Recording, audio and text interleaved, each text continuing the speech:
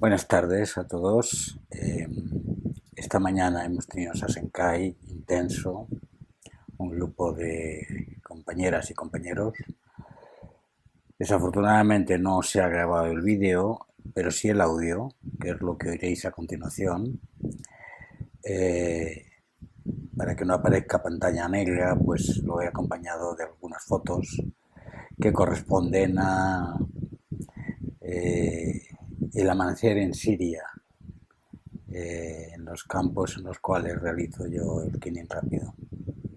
Paz y bien.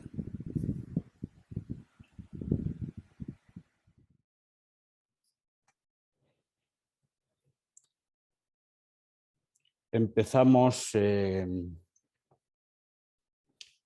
ciclo de introducción al Zen con la charla de ruidos y gritos. Y si nos hubiésemos quedado solo ahí, ¿me permitís? Voy a intentarlo grabar aquí.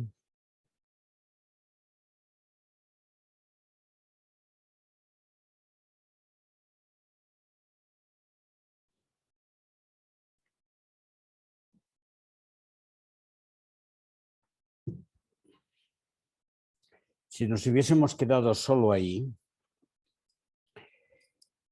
podría parecerse como una visión negativa de la existencia, muy en el tono clásico de las religiones, en sentido de que si en vez de llamar gritos o ruidos hablamos de pecado o de falta o de sombra, pues dijéramos nuestra vida es un enfrentamiento con la sombra y la eliminación de la misma pues es difícil, si no imposible, ¿no?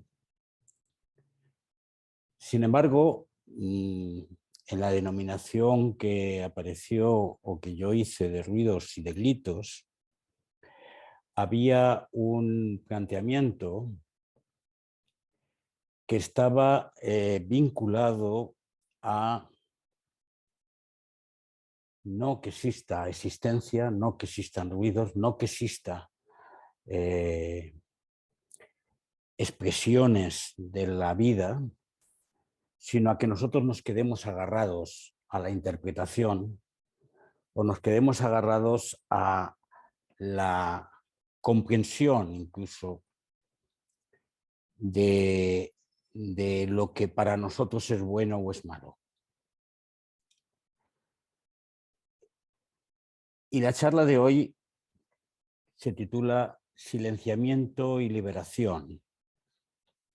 Tiene que ver con la expresión que hace en el Sutra Anapanasati el Buda. En él cita: en aquel que se mantiene sereno, cuando su cuerpo está en calma, la mente se focaliza y concentra. Cuando la mente del practicante viene a estar serena y su cuerpo en calma, se vuelve focalizada y concentrada. Y entonces la concentración, samadhi, como factor del despertar, aparece. La desarrolla y llega a la culminación de su desarrollo en él.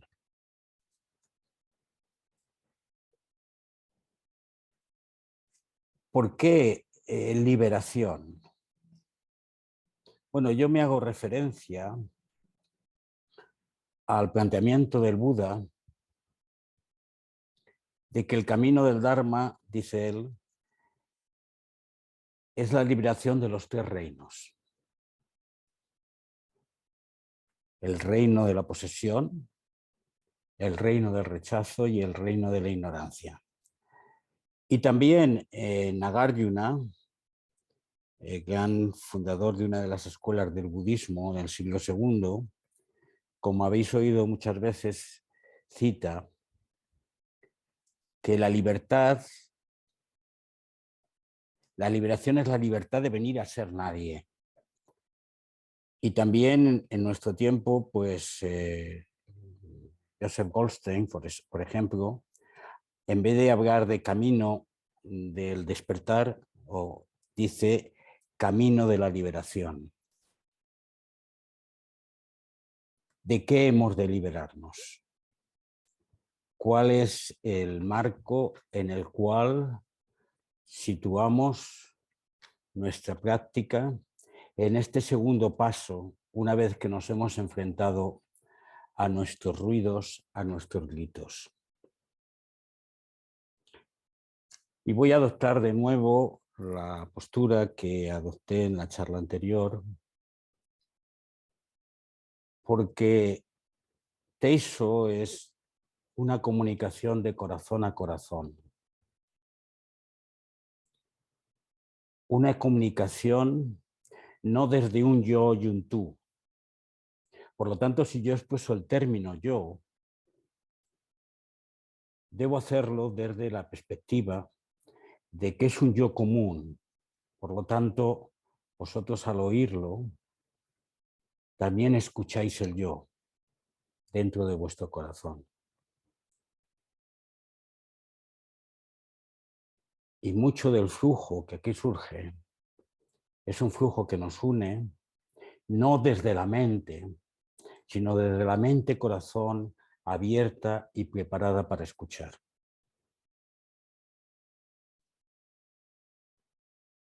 Bien, como siempre, el recorrido empieza en que he salido de casa,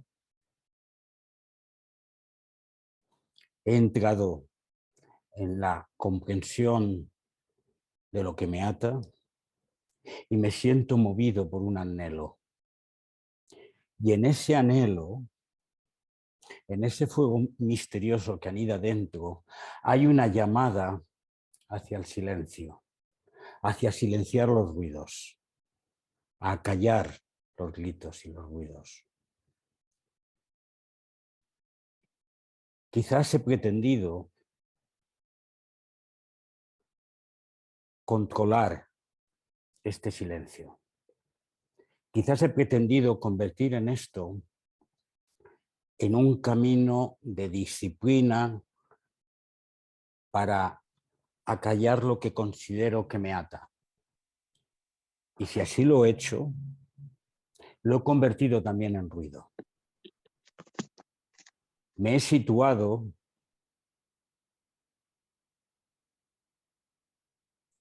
Perdón, Mercedes, te voy a silenciar porque se te ha encendido el micro. Me he situado en un camino de necesidad controlado por la mente, por el deseo de controlar mi vida, y desde ahí he pretendido reprimir mis fijaciones, mis identificaciones, todo aquello que llamábamos en la charla pasada. O quizás he querido seguir técnicas, caminos espirituales formalizados, fórmulas éticas que me permitan entrar en el silencio.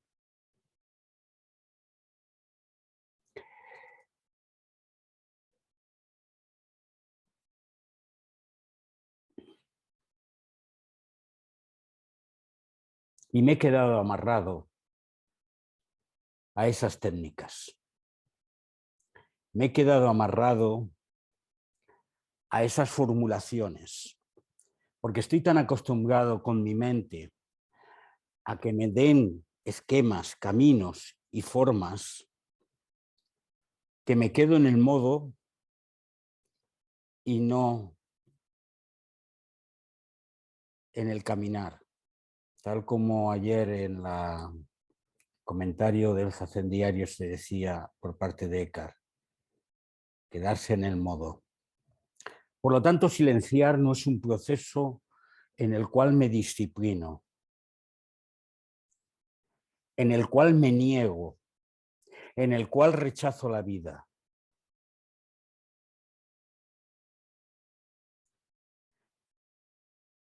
he vivido, y lo sé, durante un tiempo, el crecimiento espiritual como un rechazo. Interpretaba que no podía gozar, no podía disfrutar de la vida. Y me situaba en un marco que en el fondo era una celda. No veía los barrotes de mi celda, pero yo creía que si hacía eso, avanzaría en algún sentido. Y he tenido que quedarme en oscuridad para entender que eso no es. Soltar. Hablamos de soltar. Hablamos que nuestro camino, y hacemos bien, es un camino de soltar. Pero en gran medida, a veces nos sentimos en tensión, en que todavía no, en que no lo consigo, en que de qué va esto, en cómo controlo este camino de soltar. Y sin embargo, si bien es cierto que a veces hay crisis, esto no es un camino de lucha en oleaje. El místico habla de aprender a vivir en las aguas tranquilas de mi alma. Y cuando esto lo oigo, la primera interrogante que me hago es que, ¿dónde está ese espacio sereno, ese lago tranquilo en el cual puedo reposar y en el cual ya no necesito ser nadie en particular?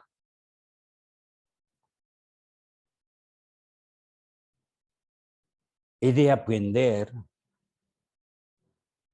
a poco ir soltando cada uno de mis ruidos, cada uno de mis gritos, cada uno de mis mensajes vitales desde la paz, desde la aceptación de mí mismo como aceptación de la vida. Y solamente hay un mecanismo mediante el cual esto es posible, que es desde la comprensión del amor en el seno más profundo del ser, desde la aceptación de que todo está bien. Y ese bien no es un bien ético, sino todo es lo que tiene que ser. Pero hay en ese proceso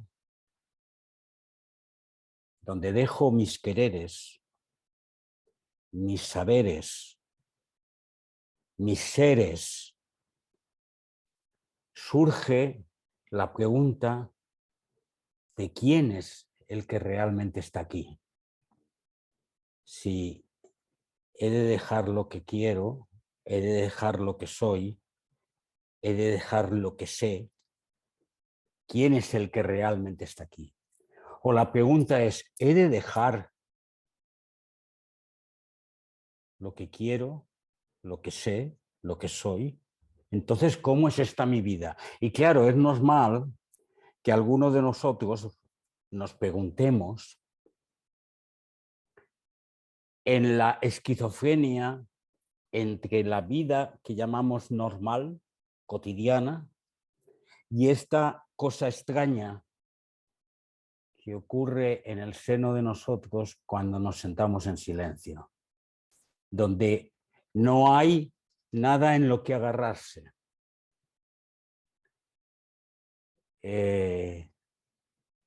Steve Batchelor utiliza en inglés un término en este sentido que es unfindability.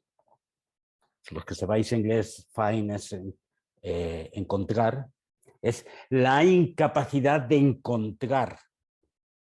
Porque conforme abres una cebolla o una capa de la cebolla, surge otra y surge otra, y en el fondo solamente encuentras el vacío.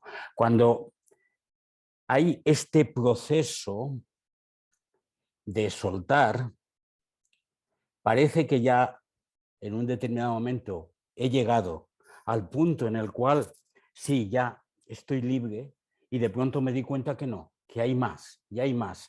Y esa fue mi pretensión del día pasado, de para todos aquellos que llevamos años, y algunos muchos años, soltando, al escuchar las diferentes facetas de nuestros gritos, de nuestros ruidos, ponemos encima de la mesa que hay más, y otra vez, y otra vez. Y no hay un final en el cual uno pueda situarse y llegado a la meta. Pero antes de llegar a eso, y como estamos en esta introducción a lo que es el Zen, yo diré a todos nosotros, porque todos somos principiantes, que en este proceso de soltar, lo primero es aprender a estar quieto, lo que se llama la meditación de quietud, lo que se llama el silencio en el reposo, aprender a reposar. Cuando yo hablaba de la meditación hesychasta, hablaba de aprender a ser como la montaña.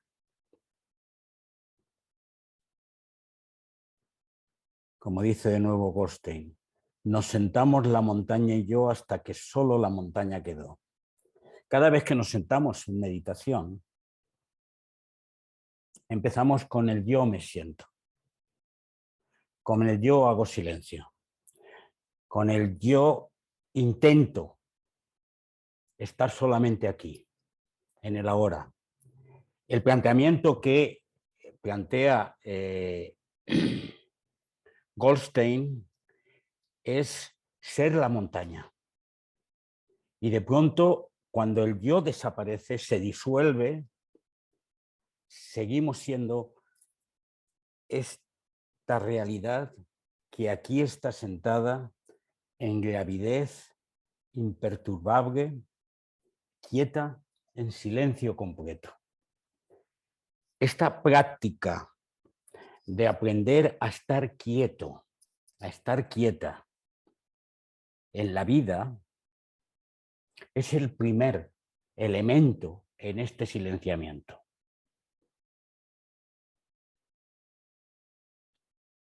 La montaña no busca nada. La montaña no quiere nada. La montaña no persigue nada ni se agita. Es simplemente gravidez. Es simplemente presencia. Es simplemente ser. Ser estable, imperturbable,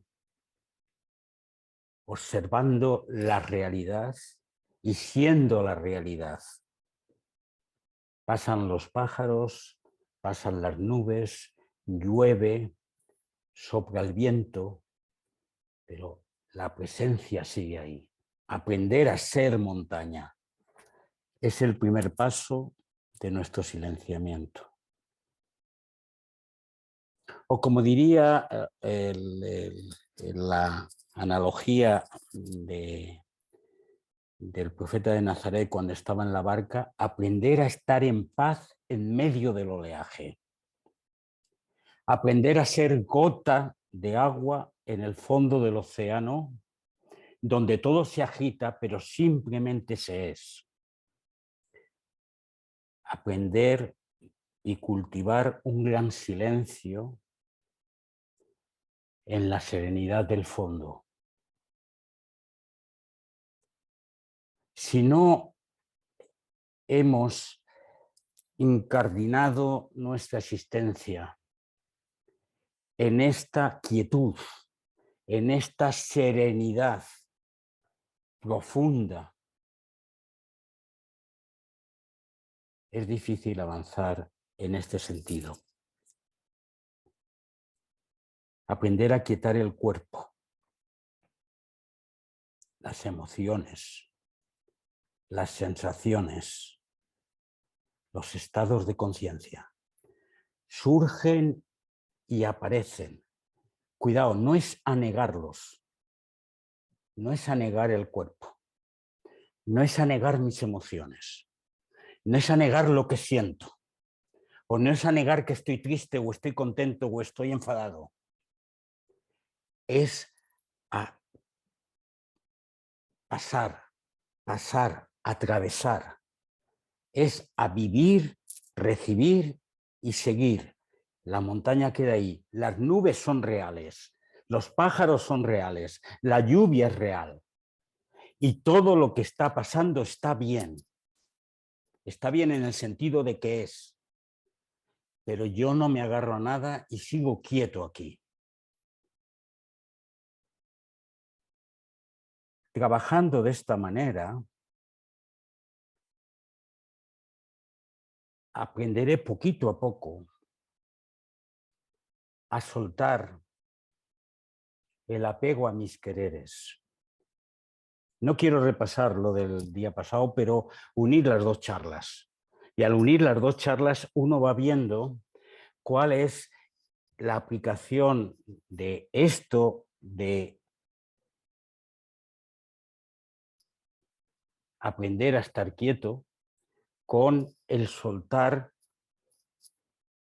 lo que quiero y a lo que me amarro, lo que creo saber y a lo que me vinculo, aprender lo que es mi control, mi dominación y cómo en cada uno de esos aspectos adopto un camino de quietud y de fluir. Por lo tanto, en mi vida aprenderé poco a poco a fluir con elegancia, con serenidad interior entre los diferentes personajes, porque poco a poco iré diciendo, hoy ejerzo de esto, pero no soy esto. Soy padre, pero no soy padre. Soy hijo, pero no soy hijo. Soy compañero, pero no soy compañero. Soy arquitecto, pero no soy arquitecto. Soy médico, pero no soy médico.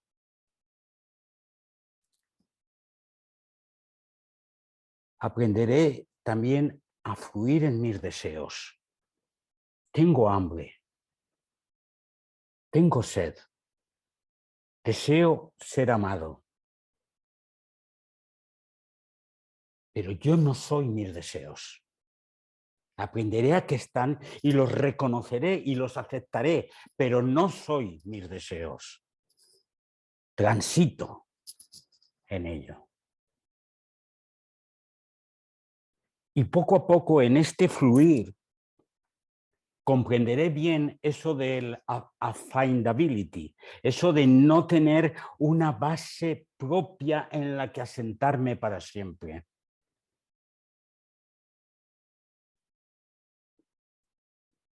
En el zazen, esto es Zanmai en japonés o Samadhi en el Pali, en el sánscrito, perdón. Es el momento de la absorción, el momento en el cual no hay un lugar en el cual te agarras. Esto, Zanmai o Samadhi, se define como la absorción completa en el camino meditativo, con un desapego de todo el mundo exterior, con una profunda recolección del ser, abandonando el discurrir discriminativo y dejando la mente en calma. Todos nosotros hemos tenido algún momento de experiencia de Zanmai en medio de la meditación. Ese momento de profundo silencio donde ya no estoy aturdido por un montón de cosas que van y que vienen, sino simplemente hay silencio. Pues ahora tengo que entrar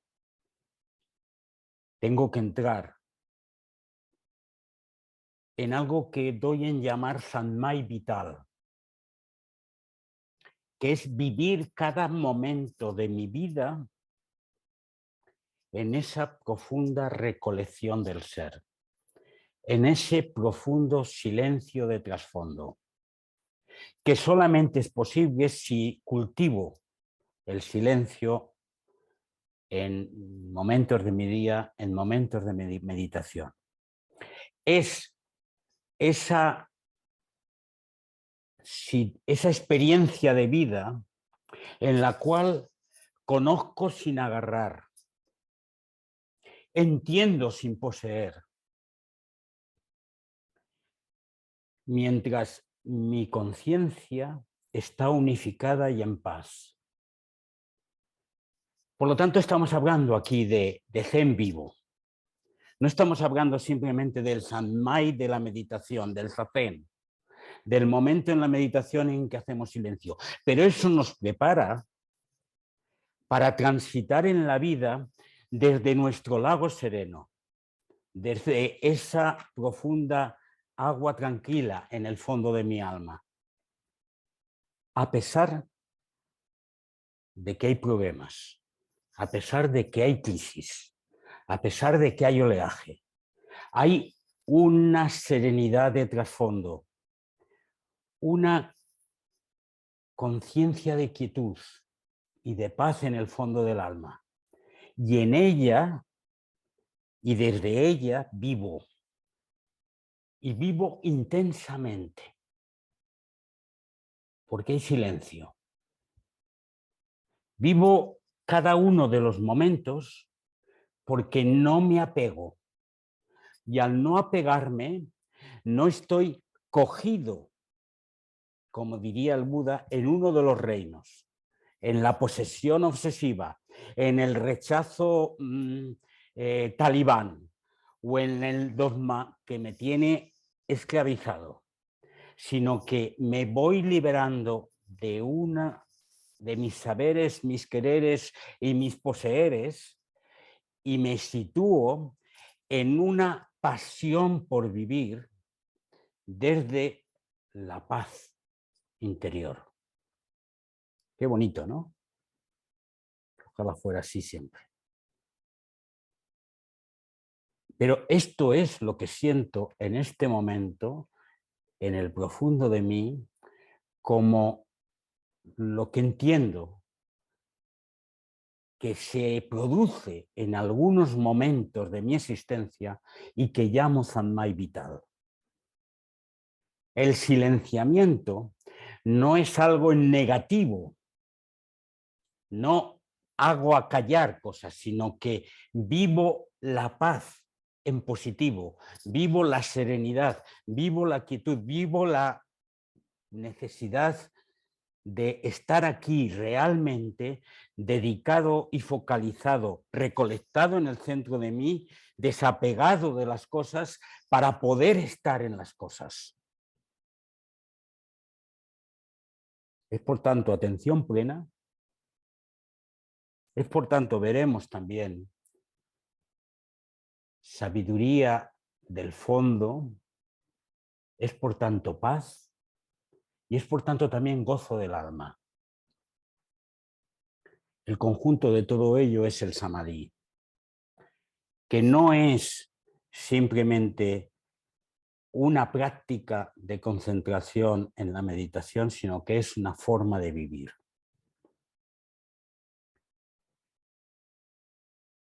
Preparando esta charla, leí algo que me llamó la atención y os comparto.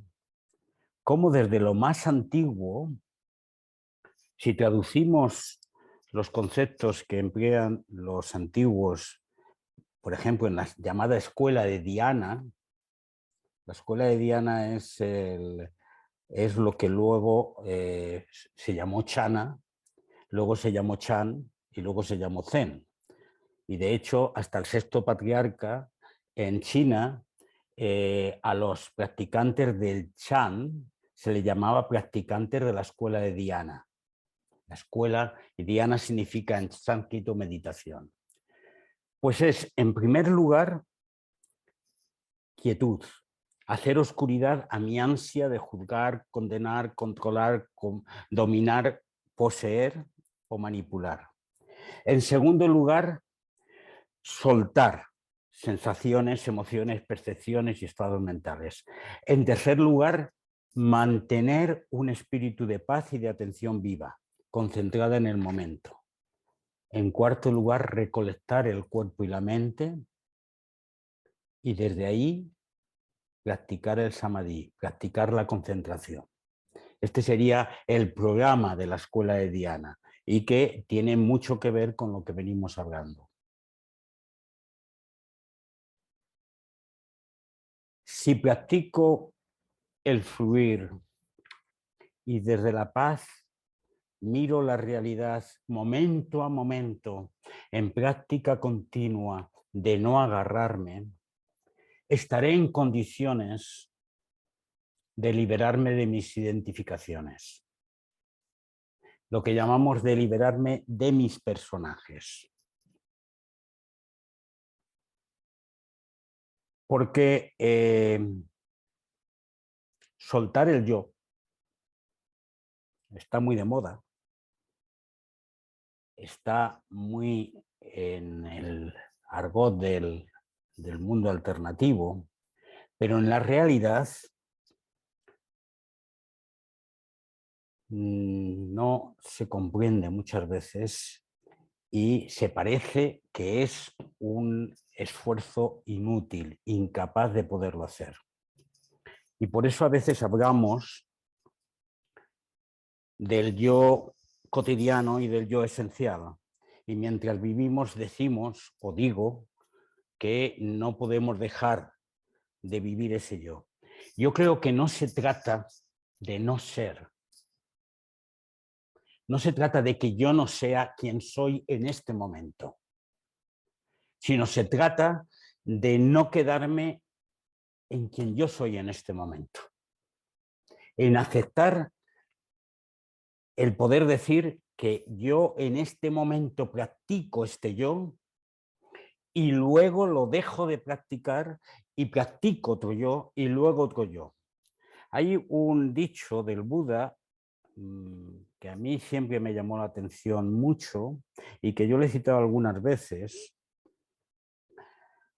en relación con esto. Él dice, igual que el del campo, el agricultor cultiva su campo, igual que el arquero afina su arco, igual que el escultor con amor esculpe una estatua bella, el sabio afina su yo como un útil instrumento. Y la clave aquí está en como un útil instrumento. O sea, el yo deja de ser el centro del escenario y se convierte en un instrumento. Un instrumento que utilizo con pasión. Soy médico con pasión. Soy meditante con pasión. Soy padre con pasión. Pero es un instrumento. Y al mismo tiempo que digo soy, también digo no soy. No soy eso.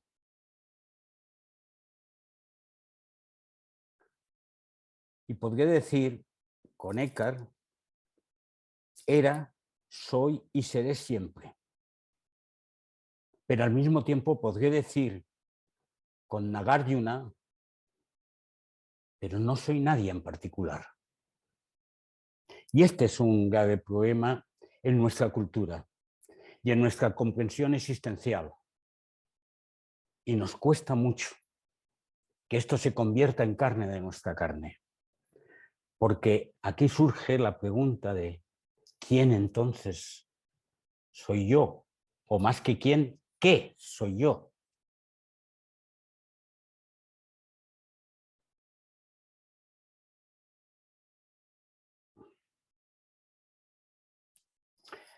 Y este camino se nos puede hacer árido, se nos puede hacer de negación, se nos puede hacer difícil porque nos sentimos extraños. Yo me siento extraño en un mundo en el cual hay una búsqueda obsesiva, neurótica, por ser, por identificarse. Y yo estoy haciendo un recorrido en sentido contrario y no sé cómo manejar esto.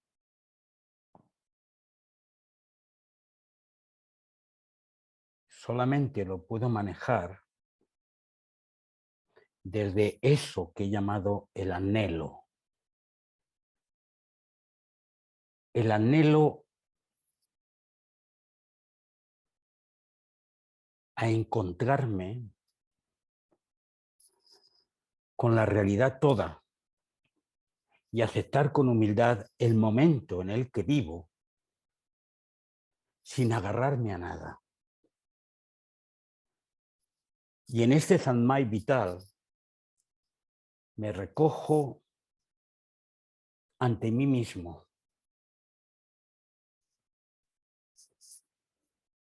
En aceptación completa,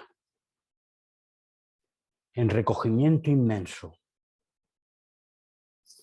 mientras acepto que las cosas ocurran a través de mí, desde mí y a pesar de mí, recorriendo el espacio en un silencio de identificación. Y el poeta místico habla de que este camino ha de hacerse en ansias de amores inflamada.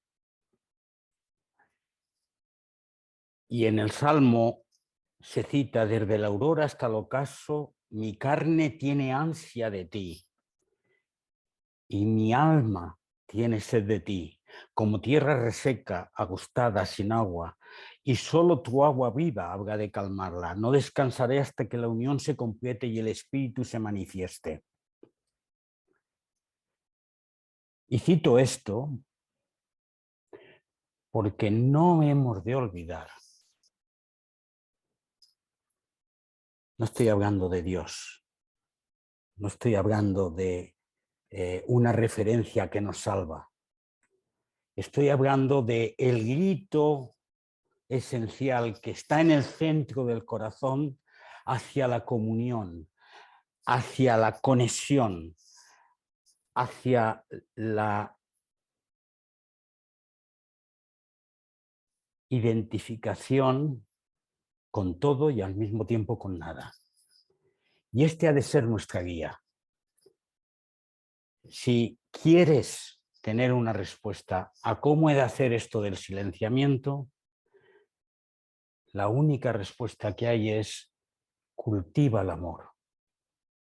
Porque si lo pretendes hacer desde machacar cada uno de tus gritos, cada uno de tus ruidos, sin que exista esa comprensión amorosa en el centro de ti, todo se convertirá en oscuridad.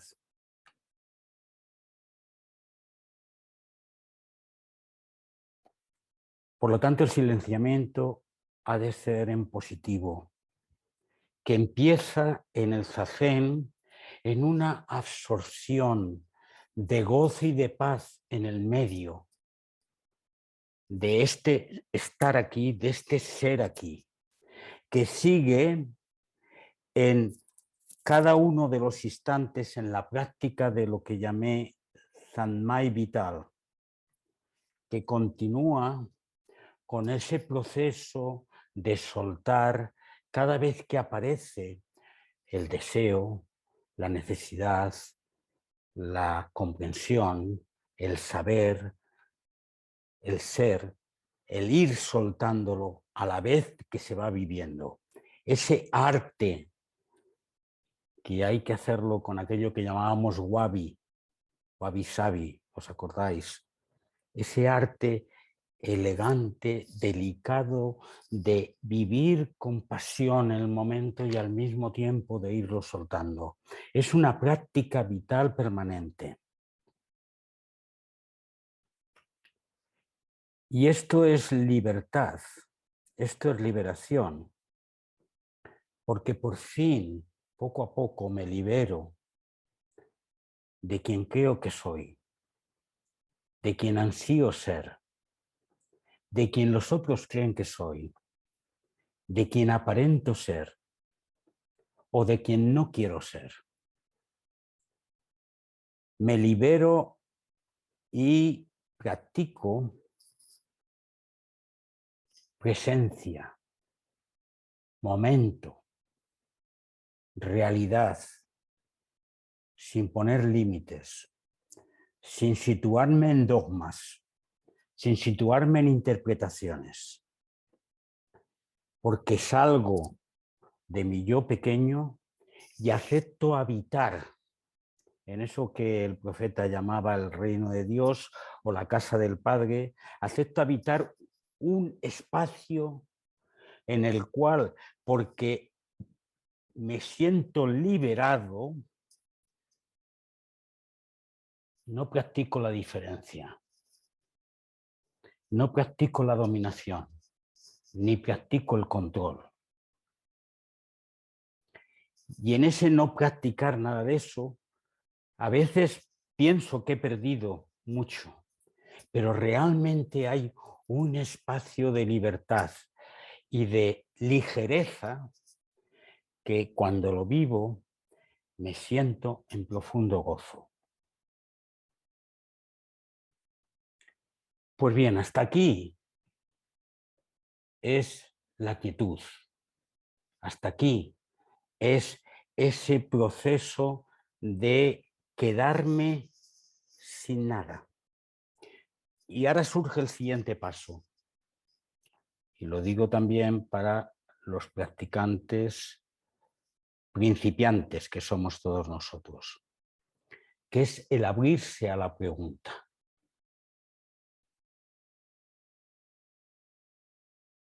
Claro, porque si yo vivo sin agarraduras, sin apegos, sin interpretaciones, sin conocimientos de entrada,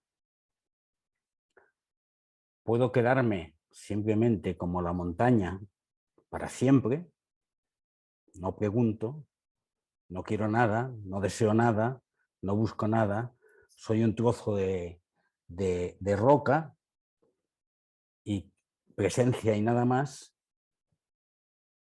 pero nosotros, esta realidad, esta aventura humana, no es solo roca, sino que es una aventura humana que se define por preguntar.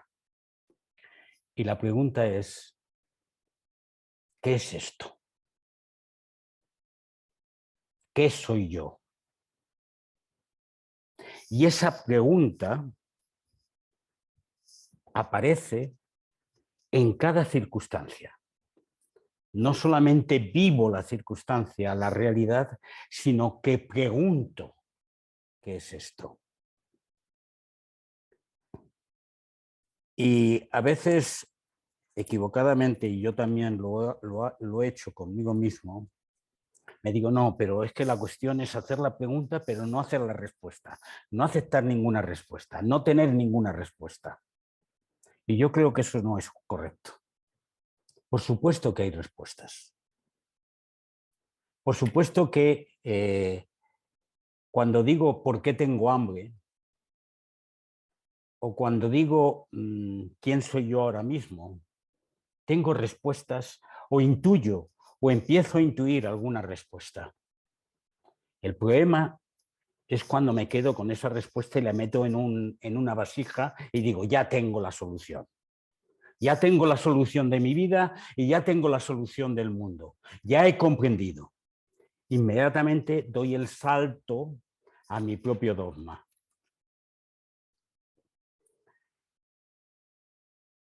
En este siguiente paso que estamos hablando, y que en el tránsito del camino espiritual el Buda lo llama Dhamma Vicaya, que significa, la traducción que se ha hecho es de investigación, esto es abrirse a la pregunta.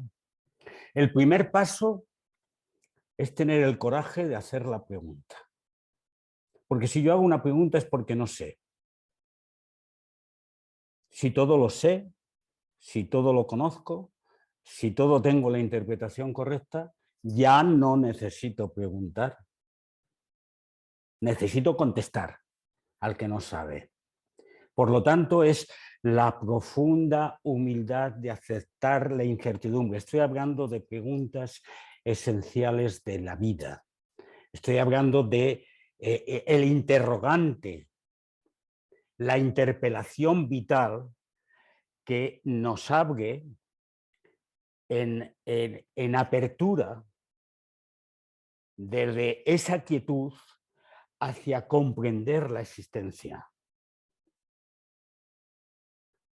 El problema es que como somos seres mentales, tenemos la tendencia continua a responder a nuestros interrogantes con fórmulas mentales.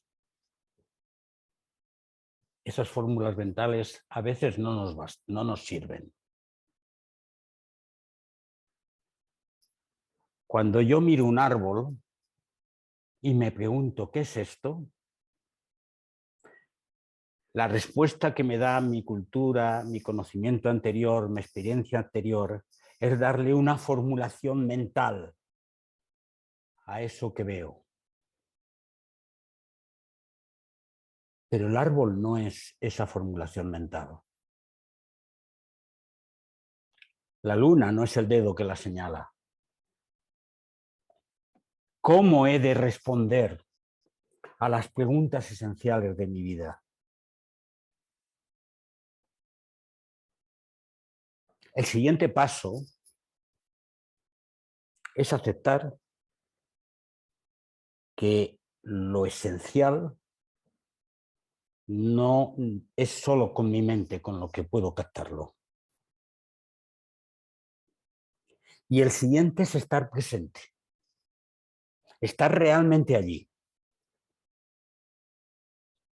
Os hago una pregunta para que no nos sintamos perdidos. ¿Puedes mostrarme el amor? ¿Puedes mostrarme el dolor? Si tú me das una respuesta a eso, con esto, no me estarás mostrando el amor. Y tampoco el dolor. Por lo tanto, si yo pregunto, ¿quién eres? ¿Qué eres? La respuesta a esa pregunta no la puedes hacer con la mente, porque me darás una fórmula que realmente no eres. Por lo tanto, hay que aceptar el responder y por lo tanto el vivir desde algún lugar que no es solo nuestra mente. Y esto es la esencia del koan. El koan, un ejemplo, el maestro Yosu, un monje, le dice, por favor, maestro, dime la verdad última, muéstrame la verdad última. El maestro se vuelve, hay un jardín ahí y hay un árbol, y dice, el roble en el jardín. Está situado el maestro en un ámbito de comprensión de la existencia donde no se cierra a dar una respuesta, pero la respuesta se vuelve incomprensible, para el que quiere encerrar el tema en una interpretación. Por lo tanto, me interpelo a mí mismo y os interpelo a vosotros desde haber soltado el ruido, haber adoptado una posición de quietud y haberse abierto a la pregunta, a vivir coánicamente. Y esto es un cambio de chip. Esto es a interpelarse continuamente frente a cualquier momento de la existencia, pero aceptar que la respuesta no está en el ámbito habitual en el cual hemos situado nuestro esquema de control, nuestro esquema de ruido, sino que está en un ámbito más profundo, que por cierto en la tradición antigua se llama gaña, sabiduría de base. Si hay silencio en tu vida, si hay quietud en tu vida, surgirá esa comprensión profunda de la realidad, esa sabiduría de fondo. Y esa respuesta, que es diferente en cada momento, en cada situación, en cada instante, y que no te permite apegarte a ella, es una respuesta que te compromete radicalmente con la realidad. ¿Os acordáis aquello? Le preguntaban al Bodhidharma el tema de cuál es lo más sagrado. Y él respondía, nada sagrado, todo ordinario. Y a otro le preguntaba Joshua, su maestro, ¿cuál es el camino? La mente ordinaria es el camino. Esto es, cada uno de los momentos en interpelación y en comprensión profunda es el camino. Por lo tanto, y hablando en términos concretos, cada instante, cada cosa que hacemos, cada expresión, cada mirada, cada escuchar, cada sentir, cada paladear, es una interpelación coánica a nuestra existencia. Y podemos dormirnos, apagar la luz y dejar de preguntarnos, dejar de interrogarse, dejar de comprometerse con la existencia y vivir un camino trillado. O podemos no aceptar caminos trillados y estar preparados continuamente para la interpelación cuya respuesta no sé. Esa actitud coánica, que es a la que yo me invito y a la que os invito, implica a veces tener un koan vital propio, que es ese gran interrogante que te estimula continuamente a la transformación. O puede ser continuamente transitar de una pregunta a otra pregunta, pero desde el silencio,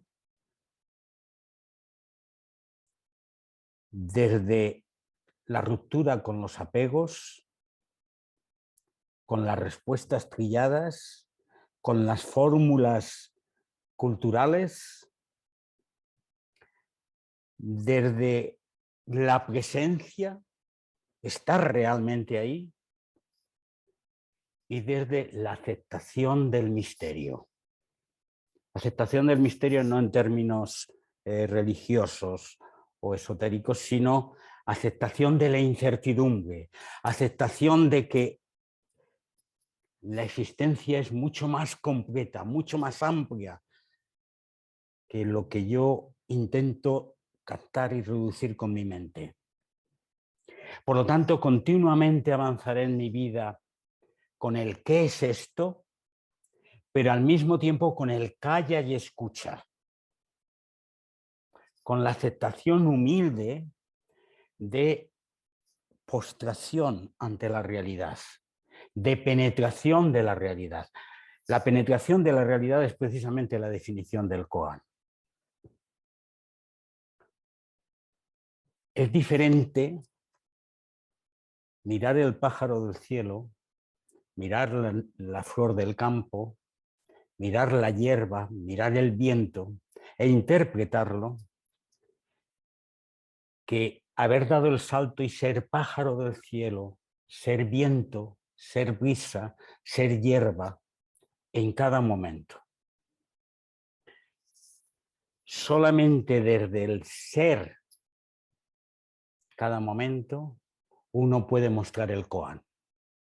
Sabéis que en la práctica del Zen, en la escuela nuestra y también en Rinzai especialmente, se practica con koans.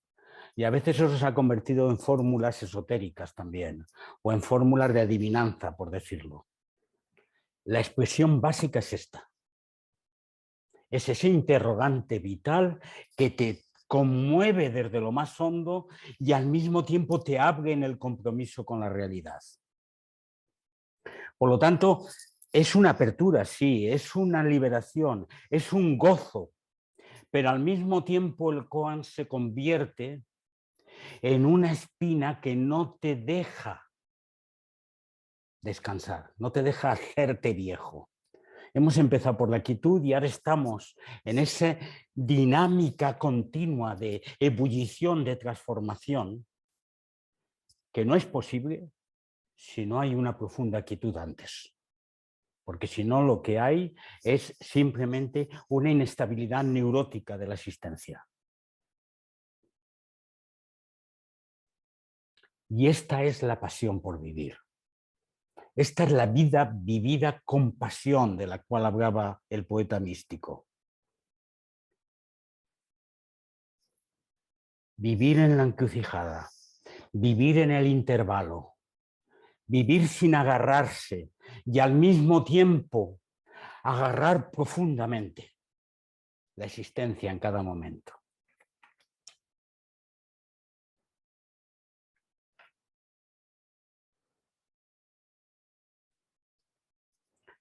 Así es como yo entiendo que quería interpretar Jesús de Nazaret a Nicodemo cuando le decía morir y nacer. Como cuando hablaba de que el viento viene y no saber de dónde viene ni a dónde va. Aceptar con profunda humildad, pero al mismo tiempo con profunda grandeza, que pertenecemos a la existencia completa y totalmente. Pero no pretendemos encasillarla, meterla en una botella para tenerla bien agarradita, sino aceptar no ser para poder ser completamente.